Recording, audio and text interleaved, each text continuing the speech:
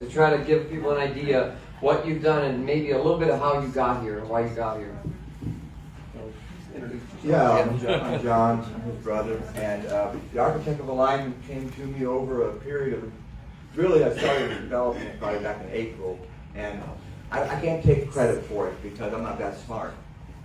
It was given to me a piece at a time to show what happens when a world gets out of alignment. A creative idea. And what I would say, I'm going to start with this. For centuries, for thousands of years, people lived in small tribal groups. They had a chief, but the chief didn't have that much power, only what the people gave him. Maybe at war or whatever. People worked together. Their nervous system, that's how our nervous system was created to work, was in a group, in small groups. But then the industrial age came along, and we started getting power structures. We started having top-down power. We created systems, kings. If you remember, the children of Israel, when they got to the land of Canaan, God told them, you don't want a king. You got judges. They said, no, we want a king. He said, you don't want a king. They demanded it. They got a king. What had happened? 400 years of hell. They had three good kings in that whole stretch. Because the human nervous system was never created for top-down power. It was created to be consensual, to work together. Power has to go linear, not top-down. And I don't believe our government will stand. I believe every power structure that is based on top-down power, whether it is from a family, a church, a company, or a country, it will fall. I believe they're like trees that termites have eaten out. They look solid still, but they're about to fall. And I don't know how long that'll take. I have no idea. I've not been shown that. But they will crumble. And when they crumble, we need something to replace it. What's it going to be? It's alignment. Alignment, though, it doesn't manipulate. It's not coercive. It's by consent. So alignment takes a lot longer than top-down power structures. That's why we need to start working on it now. And I've been given a clear view, a clear vision of how to do it. But does it take time? I don't know. I guess it might take 50 years, but I don't know. Because we don't know. Because, things can happen. I don't know. I just know I have a vision for it. But going back now, I'll show you what this is the beginning of it here. I've got a diagram of the human nervous system and psyche that show why people have so much trouble healing. We have people that go to counselors, therapists, week after week, year after year, and have bad luck really fixing themselves. Some do somewhat, but it's difficult because we work with silos, attachment theory, or nervous system. Did I turn this off? We get the other mic. Huh? Probably It kind of goes in. died. We work with batteries in it. some therapists work with the nervous system. Some work with attachment theory. Right, let's see. There you go. Probably need it. And I don't have a whiteboard, so it's going to be a little bit hard for me to show you. I'm going to try. You want me to hold And it I've up? not showed very many people Here, this. Johnny, here we can hold it. Because you're doing the therapy, you're still on Facebook. I don't know if they can see it or not, but you can print it out. Thank you. Okay. This is the way. This is the human way. This is identity right here. Give me the mic, because you're on live. Okay. I have identity here in the center, and I have put 4 values down here where I use that too. And then we have alignment. We have the ember within, what I call the ember within. That's the ember that God placed within us that is meant, it's attached to our nervous system, which is meant to recognize truth. Alignment to the Creator. All this border on the outside is all relationships. Top's Creator, actually, the bottom one is a grounding line for the nervous system. It's I don't know if you know about grounding practice, breath work, that kind of thing, to ground you, to teach your nervous system that there's no threat anymore. So here, the first one here is core wounds. Our core wounds as a child dictate your attachment style. Wait, is that the way I have that set up? Yeah, your attachment style. Your attachment style is how you connect to people. You're either secure, avoidant, anxious, or disorganized.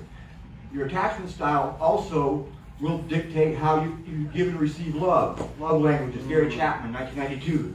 Or your basic human needs, Tony Robbins, the 6 basic human needs. Now I have cognitive function, wait, I missed one of them, nervous system, I'm sorry. Because I moved my whole map one click. This is my old map. I moved this map to one click. So core wounds I have here, I moved this over one click just recently. And so I missed the nervous system. This is the way I describe the nervous system. Did I get that? Yeah. This is the way I describe the nervous system. Your nervous system is like a wild wolf. We do not have full control over it. When you see a fat wolf in a meadow with his pack, regulated, he's calm, he's effective, and he's productive. But if you put a starving wild wolf in a cage, crouching in the corner, and somebody walks into that cage and reaches for his head, he can be talking all he wants, nice, but when he touches that head, that wolf's going to bite. And that's the way a human nervous system is. So we often reach for a person's head without realizing we don't know the threshold. The threshold, the human nervous system threshold, isn't something they control. And not everyone snaps. Some people snap. Some people snap. Some people withdraw. Some shut down. There's different reactions, but they all have the same effect. You can't bully or manipulate a nervous system into full performance. It doesn't happen. We have to work with the nervous system, not against it. And almost all of psychological healing comes from the nervous system threshold. If we can't get our nervous system threshold healed, we can't really heal anywhere else. And so, let me go back over this again.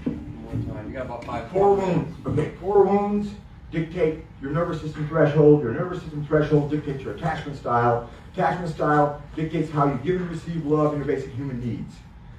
This is your identity.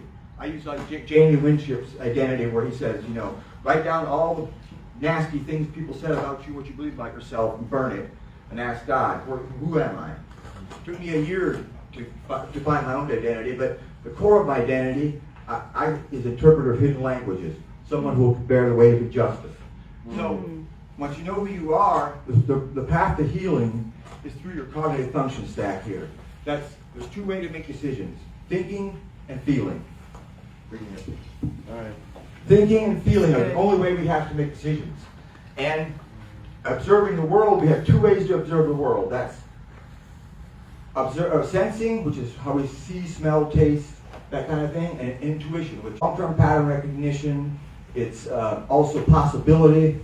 So that's the only way we can see the world, and then the extroverted and introverted. That gives us 8 functions to work with.